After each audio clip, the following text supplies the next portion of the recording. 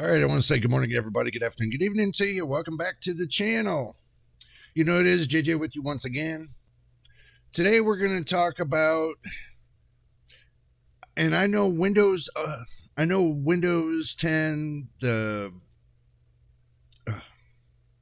know Windows 10 is going to come up next year on October, and it's going to come out a date for Windows 10, just to say.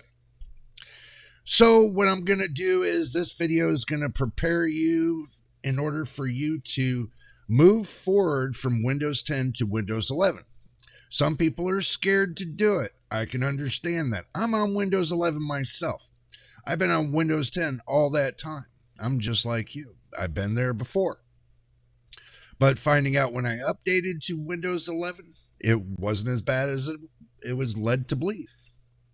A lot of scare tactics out there, and I'm just going to take you all along so this way you understand how it works, so that way there's no misconception. You'll know what processors to use, you'll know what motherboards to pick, and we can go from there. So let's go ahead and go to the action screen and see what we got cooking.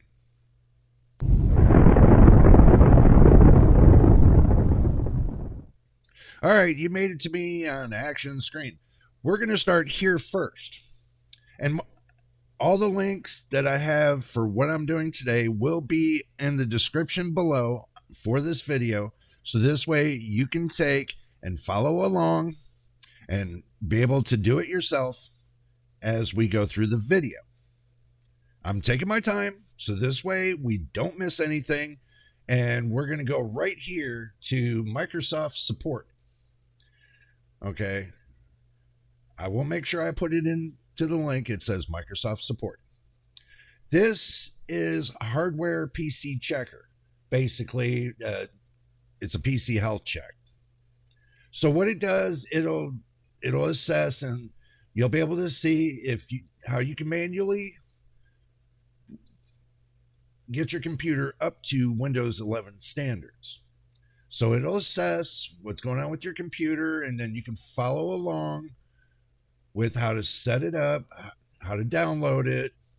If you're not sure on how to download it, this right here, number one, right here at the top, it'll have number one, says if you haven't yet installed the PC Health Check app, click here. So you can click there, and it'll automatically you can see right there at top, it's already done and installed, and you can I've already got it installed, so it's not that hard. So basically you download it and it'll give you instructions on installation if you need it. I'm sure you know how to right click and install the program. So it's just a walk in the park. Basically you just follow the steps going through. It'll tell you everything that you need to know on how to set up the appraiser for your computer. This is just to see where you're at, if your processor's valid to where, you can make sure that your PC is valid 100% for Windows 11. It's not confusing. It's not hard. This is the first check. Okay. There's two things you need to check. You need to check and make sure your processor's compatible with Windows 11 and your motherboard's TPM. Make sure that's compatible with Windows 11. So I'll also leave you a link in the description on the supported processors for Intel and for AMD. So you got a list of processors that you can look for in Intel, for Intel and AMD. This is Microsoft's site, so you can get a good idea. If you don't see your processor on the list, then you can go and type in, if you don't see, like, let's say you don't see, don't forget your drinking snacks, by the way. Let's say I type in 5600X compatible with Win 11 question mark. So basically, you'll find out if it's compatible or not. And right here, it says AMD Ryzen 5 5600X can run Windows 11. It's compatible. And with 8th gen processor and above. Ryzen, it says right here, only with Intel 8th gen and above and AMD Ryzen 2000 and above processors are compatible. So the 2000, 3000, 4000, 5000 and above are all compatible. So they stopped the list at about the 5000 mark. If you go all the way down to the bottom, they stopped it right at the bottom of the AM4 platform or the AM5 platform, even the 7950X 3Ds in there. Also, too, if you got Ryzen Threadripper Pro, it gives you a list of that. You know, the list is very handy, so you might want to take a screenshot of it. You know, go click onto their site, take a screenshot, and that way you got a list for future upgrades and everything else you need to do. Okay. I know I sound a little like I'm hesitating a little bit, but I just want to make sure that we're going through this step by step and making positive that you're understanding from A to Z how to upgrade to Windows 11, what you need as far as hardware. So now there's no I haven't seen any restriction on storage devices. I haven't seen any restriction on the RAM. So it's just basically two parts, your motherboard and your CPU. That's what carries you up to Windows 11. There's nothing else. So I'm sure with all the list and everything else, you can find on all these links I'll have in the description. When it comes to the motherboards are simple. The motherboards follow the processors. So if it says, if you have an 8th gen motherboard with an 8th gen processor, it should be able to carry it. But if it doesn't, then that means your BIOS firmware is out of date, or the FTPM was, yeah, the FTPM, FTPM, sorry, is turned off, and that's your security. So you got to go into the BIOS and turn it on. So if you don't have it on and it's off in your BIOS, then that'll cause it not to be, it'll cause a red flag for Microsoft, and they won't be able to upgrade you to Windows 11. So it'll be a red flag. So if it's turned off in your BIOS, then you're going to want to go in your BIOS and turn it on. Every motherboard has different functions when it comes to turning your TPM on. So you're going to have to go through the instructions with the motherboard manufacturer, how to turn the secure boot on, the FTPM, so that way you're able to upgrade to Windows 11. I can't tell you about every motherboard that's out there, but I'm sure they give basic instructions on how to do so. And if you're already familiar with how to work in the BIOS, then you know how to turn on the TPM if it's off. Or if the TPM is incompatible due to the motherboard firmware in your BIOS, then you're going to have to upgrade your BIOS. Now, I'm going to say this. If you're not familiar with the BIOS and how to update the firmware to it, I suggest you watch a lot of YouTube videos. And get familiar with it before you decide to do it, because everybody's going to tell you you have to have stable power from your wall plug to do this. Basically meaning, hope to God that your power doesn't shut off in the middle of updating the BIOS for your motherboard. Some motherboards got BIOS flashbacks, some don't. Some you have to go into the BIOS and you have to go into, they got different sections on different motherboards. I can't really tell you on your specific motherboard. So you'll probably have to watch some videos on your specific motherboard in order to get familiar with setting up and updating the BIOS in your motherboard. Now, if you don't want that to happen, you don't want things to happen where you create a brick that sits on your desk, then take it to a professional and let them upgrade it for you. Let them take and upgrade the TPM 2.0 on your motherboard BIOS, so this way you can move forward putting Windows 11 in. You can save yourself a lot of time. It'll only take them about maybe 10-15 minutes. It'll probably be like a $50 bill, and then let somebody else do it for you. That is professional technician. They know what they're doing. So I say that because I want to save you the headache of trying to update it yourself, and then you wind up you're buying a new motherboard because you use the wrong software to update it or something like that. So safety precaution. If you don't know how to do it, then basically have somebody do it for you. That's as simple as that. Have somebody do it for you. Now with the AMD motherboards, from what I'm hearing, the 200 series. Let's go back to the main screen.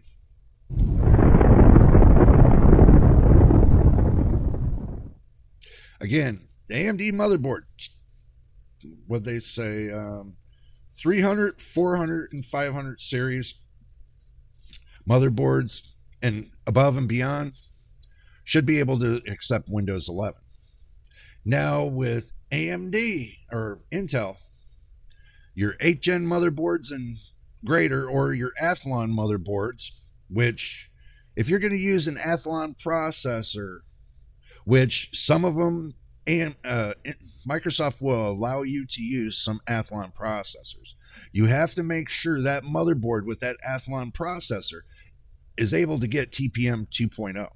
Because if not, then it wastes your time using an Athlon processor to move it up to Windows 11. It's just not going to work for you. And then you're going around shopping around for a motherboard, and you wind up spending $80 on a motherboard for an Athlon processor, which then you could have just went and got yourself a B450 or a B550 motherboard for the same price. Simple. And then, got yourself a decent 5000 series processor. But also, too, if you want to spend a little bit more and go up to the next platform, the AM5 platform, then you could probably spend like $100 or $120 on a motherboard and get yourself a 7700X or a 7600X, whatever is cheapest for you, or the 7800X 3D. Make sure your motherboard has at least the VRMs at least 12 to 14 phase. At least. Anything lower than that, then you might starve your processor and might risk your motherboard and cause a little bit of problem there for yourself. Then you're stuck getting a new motherboard with a better VRMs, and then you go from there. I'm just trying to give you a great idea of if you're going to DIY this, okay? Make sure you know what you're putting together and you're picking up. And if you don't, then just get all the parts and then take it to a tech and have them put it together for you and put in the operating system and get it all set and ready for you. You can do it that way, but if you want to save yourself $100 or $2, then you want to do it yourself. Make sure you get an old PC and practice with it first before you decide to spend real money and get yourself, build yourself a decent PC that's going to last you for the next 5 to 10 years. So always remember, when you take and you put together a PC, you go and future-proof yourself from A to Z. Like right now, if you want to future-proof yourself, then you can wait for the new 800 series motherboards coming out, either for AMD or Intel. And you can wait for the new processors that are coming out, the Arrow Lake for Intel and the 9000 series for AMD. You can wait for those. Or if you're impatient, you don't want to wait, then, But then you go and about a month later kicking yourself in the butt saying, I should have waited for the new processors to come out. The prices were a lot better and I should have got them then. So keep that in mind when you're buying your PC parts. Me, I'm going to tell you like this. If you're going to buy when the new stuff comes out. This year you got a whole bunch of new generation coming out, so take and go all the way to the end. If you got a computer that's decent enough for your gaming and everything right now, take and go all the way to the end till 2025 and then start picking out your parts, because then you'll have a better choice when it comes to the new platform, the new generation. Especially with Intel going from Raptor Lake all the way up to Arrow Lake, skipping Meteor Lake, skipping Lunar Lake, and stuff like that. God help us why they did that. No idea. But hopefully they come out with Arrow Lake. If not, they'll strap it to laptops, and then you'll have to wait for the next gen that'll be coming up for PC desktops. And then life will suck even more. But I'm just saying, I'm not knocking the boats with Intel or AMD or NVIDIA or any of them. I'm just saying, you're going to have NVIDIA coming up with their 5000 series graphics cards. AMD might slide out with one or two 8000 series discrete graphics cards. If they don't, then basically they got integrated graphics for 8000 series, pretty much. But hopefully that's what AMD is going to do when NVIDIA slides out their 5080, that AMD is going to come right behind that and shove out the 8000 series graphics cards that they keep hiding in the background. AMD, stop hiding your GPUs. If the consumer loves them, they'll play them forever. And if they hate them, then they'll throw them in the trash. Simple. And guys, listen to me very carefully when I tell you this. And I'm going to tell you this very carefully. I'm not knocking AMD because their software. Everybody knows, and if you have a problem with AMD software, then, not everybody has that same problem. Only time I found a problem, and I'm going to tell you straight up, is when I was messing with the 7800 XT and I was trying to do an overclock on the GPU. It crashed it. And the funny thing about this is I had MSI Afterburner installed as well. But as soon as I uninstalled MSI Afterburner, it stopped crashing. So I tried to overclock it then, and it just crashed it again. So I don't know if it's the software. I know it's not the hardware, but it could be the software. Because I can tell you this, I can take and just put the drivers only in, and I can run MSI Afterburner with the AMD's graphics card and not have a problem.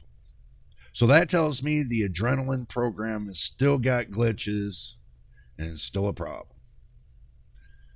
Because with my RTX 4070 here, and I want you guys to hear this, I have MSI Afterburner installed, I have the new NVIDIA app installed, and I have the NVIDIA control panel installed. I have all that installed, but I don't get any crashes. None whatsoever. No crashes. So maybe it's something that AMD is blocking in their Wattman programming.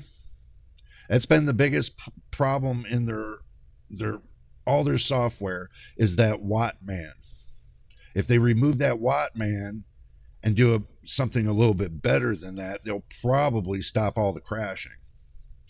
Some of you won't have this problem because some of you probably won't overclock or undervolt or anything. You just leave it stock, and you won't see a problem with the software whatsoever. And then you'll be like watching the video, well, how come he's having a problem and I'm not? And then when you go to the AMD Adrenalin software and you start clocking it up and you start seeing the same problem, you'd be like, whoa, he is right. There is a problem. So you guys can test that for yourself. But what I tested on another, not my PC here, another PC that I built, it presented that problem. It's not the motherboard, so don't even go there. It's the best in the business that you can get for an AM4 motherboard. It's not the processor, the CPU processor. I can tell you this because it's the best on the market when it's AM4. And it's not the RAM. Get that out of your head. It's got 32 gigs of RAM, not 64. It's got 32 gigs. And it's running right at the motherboard specifications. So, and I'm running the same specs as I do on my main PC on that PC. Same exact specs. And believe it or not, I had that same problem when I plugged that card, the 7800 XT, into this system. Got to figure that one out. So it can't be the motherboard. It can't be the processors. Can't be the RAM. Can't be the solid state drive. Can't be the power supply. Because the other computer has a 1,000-watt power supply. This has a 750-watt power supply. This runs the RTX 4070 just fine. And yes, I cleared out all the drivers and made sure it was all nice and clean and sparkly before I finished and installed the new drivers. So there was no remnants whatsoever of any old drivers when I installed the new drivers for that card in my PC here. So I can't explain why they have that problem. I don't know. But I can tell you it's a software issue. That's something AMD is going to have to work out, and hopefully they get it resolved. But as far as NVIDIA is with their software and their upgrades and updates and everything else, I've had absolutely no problem whatsoever. No crashing, no problem. So, yeah. It's kind of a little bit of a hassle with AMD. Even got one of my subscribers, not reviewers, subscribers, saying, yeah, AMD is a big ball of stuttering mess. And they got the 7900 XTX. So I've heard that maybe 5 times now about the 7900 XTX. And then you hear everybody recommending it. And I'm like, okay, something ain't right. But AMD, this is just a little bit of a heads up to you. I'm a small-time reviewer. But you need to do something with your software because I think you still got a bug in your software. I know you're working hard to get those bugs out, but you got to take it to that next level and get them bugs out. I mean, I don't even have that kind of problem with NVIDIA. So I'm yet to have any problems with NVIDIA. So, but anyway, guys, I just wanted to touch up on this and give you guys an outlook of what to look forward to when you update to Windows 11. It's not as hard. It's not as hard at all. But anyway, I'm going to get out of here. I hope you enjoyed the video. And if this is your first time here, make sure you subscribe, hit that like button, and also too, don't forget to turn on the notification bell so you know when I post the next video. So until the next time in the next video, guys, we will see you on the next one.